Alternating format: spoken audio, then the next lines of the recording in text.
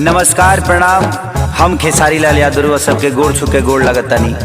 अपना देश में अजीब सिस्टम हो गई आज के डेट में, चाहे वो महाराष्ट्र होके, बिहार होके, यूपी होके, चाहे कोनो राज्य होके, मंदिर के गेट ना खोली लेकिन रैली टाइम से निकल जाता। बताई ब्यास लोग के प्रोग्राम के परमिशन नहीं खे, लेकिन ये लोग के हल्का कह जाला बाबू नॉमिनेशन टाइम से हो जाता। का सिस्टम आ गई बा बताई। हमनी के माई के पूजा करे खातिर भी सरकार से परमिशन लेके पूजा के पड़ी। अब बताई कि खिसियाई कि ना खिसियाई करे ब्यास देवी की तो पंडाल ने खस लागे दे तो खिसियाई ना होई है कन्फ्यूज माई देखी कहीं दादा संग मतिया बमराइल जे बैठल प्रशासन। दबी मैया जिंदाबाद जिंदाबाद जिंदाबाद होई है कन्फ्यूज माई देखी कहीं दादा संग मतिया बमराइल जे बैठल प्रशासन। जब नइखे परमिशन माई के आसन के त कैसे छूट मिलल बा नेता लोग के भाषण के, कैसे छूट मिलल बा नेता लोग के भाषण के। दबी मैया जिंदाबाद जिंदाबाद जिंदाबाद अरे भैया जिंदाबाद जिंदाबाद जिंदाबाद। अड़हुल फुलवा कहाँ चढ़ेगा, लाल चुनरी कहाँ चढ़ेगा,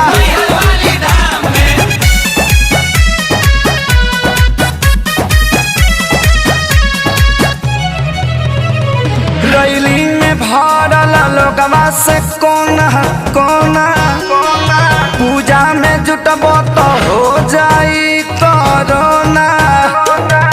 भांग खा के कानून बनावत रहलो। रैली में भरल लोगवा से कोना कोना पूजा में जे जुटबो तो हो जाई कोरोना। परिभाषा होवे है तो सुशासन के त कैसे छूट मिलल बा नेता लोग के भाषण के, कैसे छूट मिलल बा नेता लोग के भाषण के। ताजा नारियल कहाँ चढ़ेगा, धूप अगरबत्ती कहाँ जरेगा,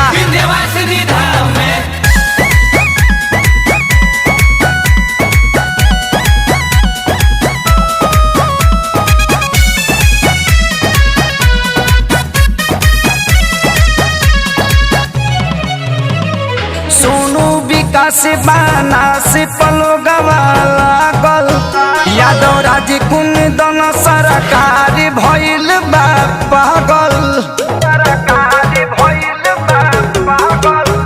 सोनू विकास बाना से पलो गवाला गल यादव राज कुन दन सरकार भइल बा पागल। भइल दुनिया बाके सारी